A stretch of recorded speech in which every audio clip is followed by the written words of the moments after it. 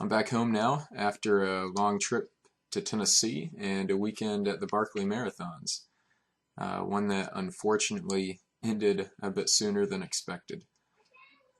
It was incredible to be there though, and to see the performance of the runners, and even more so the incredible character of them in the face of their failure in some of the worst conditions that I've personally seen out there.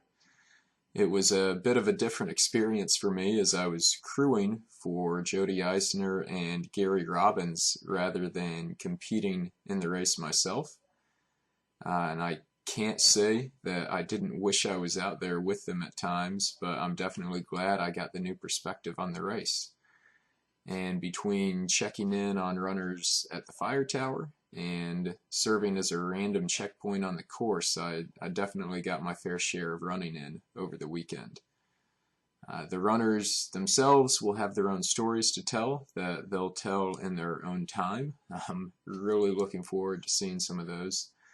But in the meantime, I thought I'd share some footage that I got out there. The video quality is horrible, and the audio quality is even worse. I actually just considered tossing it out when I first saw it myself, but then I figured it was probably better than nothing, particularly as it fills some blanks that the people who actually know how to use a camera can't or won't cover, like going to the fire tower in a thunderstorm in the middle of the night when it's just above freezing. But I think in the future I should probably just stick to the running thing. And before anyone sees this and says, oh, there was crew out on the course, the random checkpoint thing is something that Laz requested, and I was the only person available this year able to do them in the way he wanted. The objective was to get it in the runners' heads that I could be hiding any place at any time. I did not dress in a clown costume, as some suggested that I should do, but I do think I accomplished the goal, getting to 3 places along the course within the first 3 hours, and then over to the fire tower as well, all without ever using the course itself to get to those spots. And no communication, no aid, or really even acknowledgement of the runners was given while out there. But I did get a bit of grainy, unsteady, and noisy footage. So I hope you enjoy.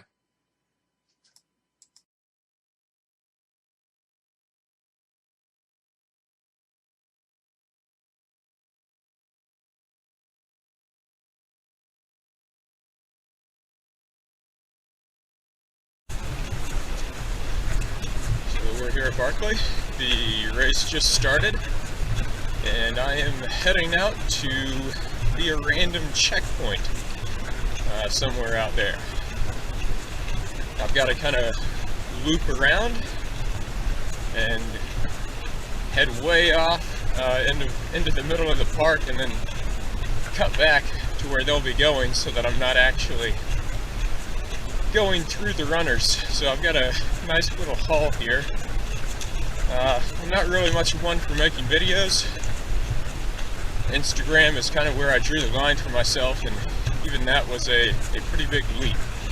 But one of my friends gave me this, asked for some footage, so might do a bit of that if I can work this thing right. Hopefully I'm not talking to myself here. I tried to record the start, and I'm pretty sure I pushed the wrong button, so oops.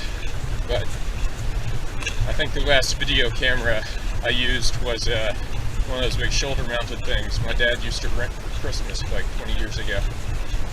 So good thing I don't have that with me, because I gotta get going to make it to my little checkpoint before the leaders do.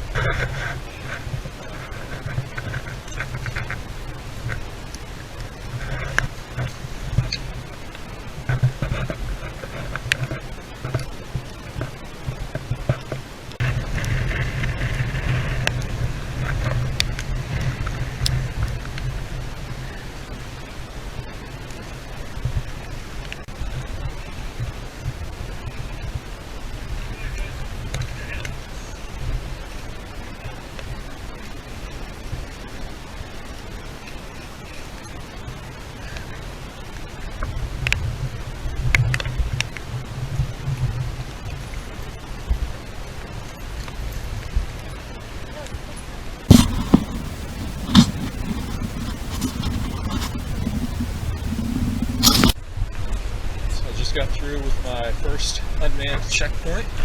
Made it there just in time. As soon as I arrived, I heard polls, and the leaders were there about 2 minutes later. They're making good time. A few minutes, I would say, ahead of schedule, actually. And the weather is perfect so far. The rain has held off. I know it's going to come back later in the day, but these are great conditions that they need to be taken advantage of. There's a nice pack of about 7 or 8 of them. Most of them expected, a few unexpected, a bit farther back, but really, I'd say over half the field is still within 5 minutes of that lead group. So there's a lot of people moving really well, and I'm glad I didn't have to stand up there very long, because it's cold and windy. That's actually near one of the spots where I deliberately took a nap last year on Loop 5 because of how miserable it is there. So, moving on now, probably do another quick checkpoint and head over to the fire tower.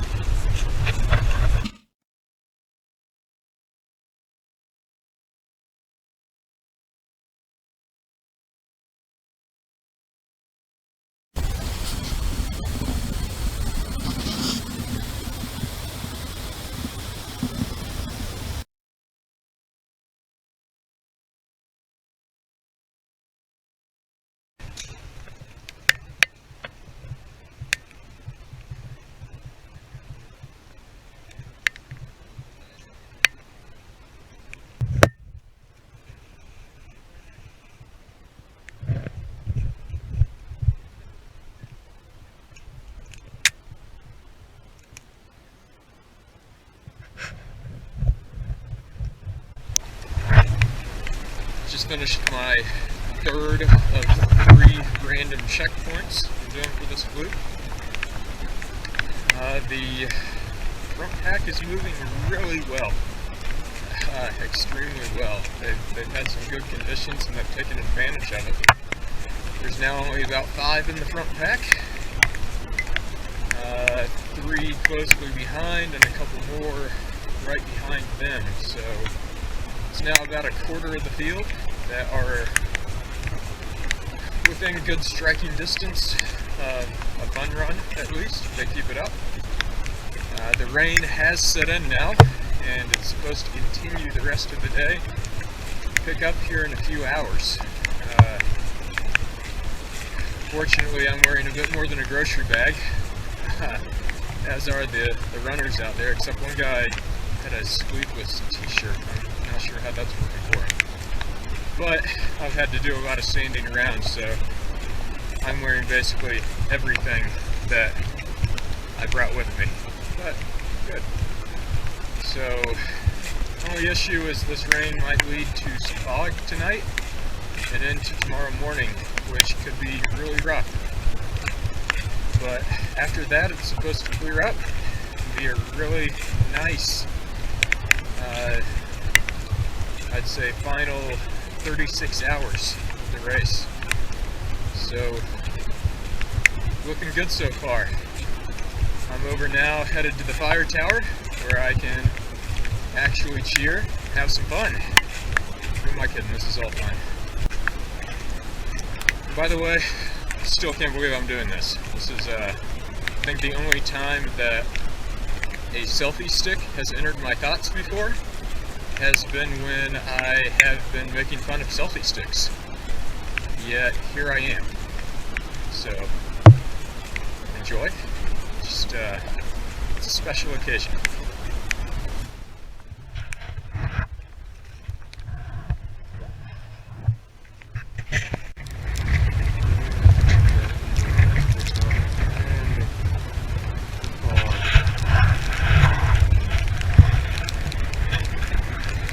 Doing Gary. Doing great. Way to go, way to go. Good work. Good work, good work.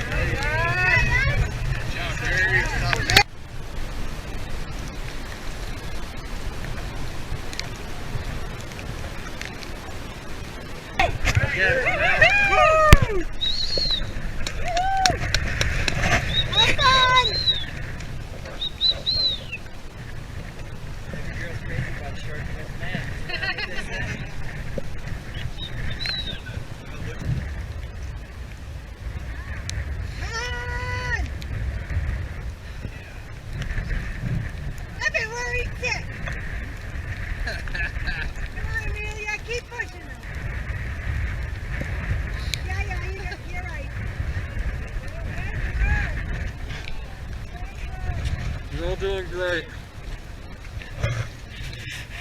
Well done, well done. Good job, guys.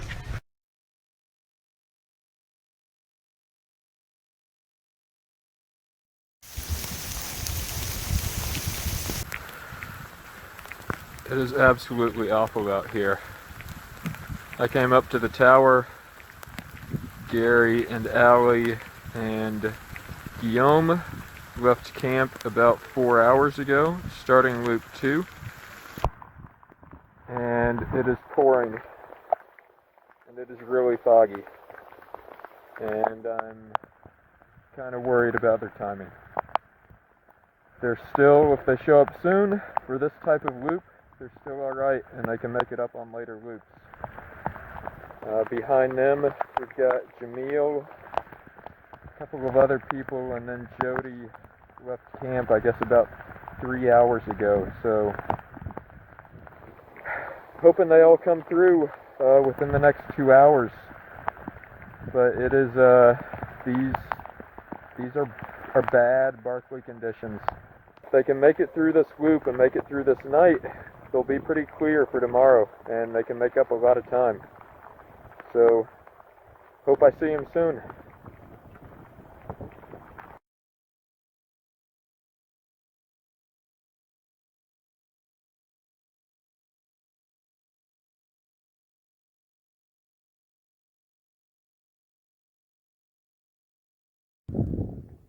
So, Gary and Allie and Guillaume came through the fire tower at 10:55 p.m., which is about 4.5 hours into the loop and 12 hours and 22 minutes into the race. So it's a slower time, but coming in this direction in these conditions, honestly, it's not bad at all. And they're moving smart. They're in good spirits. And honestly, if they can keep it up and keep this loop mistake-free, even go sub-12 on this loop, they'll be in good shape. This is going to be the worst conditions that they face. The rain had mostly stopped, of course, until I started this, but still the worst of it should be over. I expect some more spurts just like this one for the next few hours, but no more downpour like we had earlier. I'm waiting here for hopefully no more than an hour for a few more runners before I head back to camp to hopefully get a little sleep and dry out and warm up some.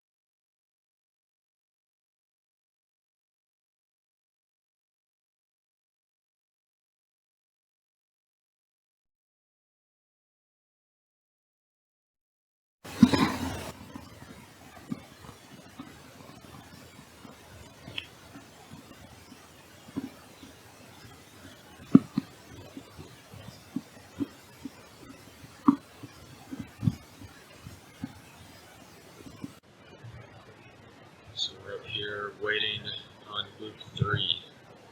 The leaders made it to the tower in pretty decent time last night, given the conditions, which were some of the worst I've seen here. But then they had a lot of issues on the latter portion of the loop. It came in really just under the wire. And Gary had about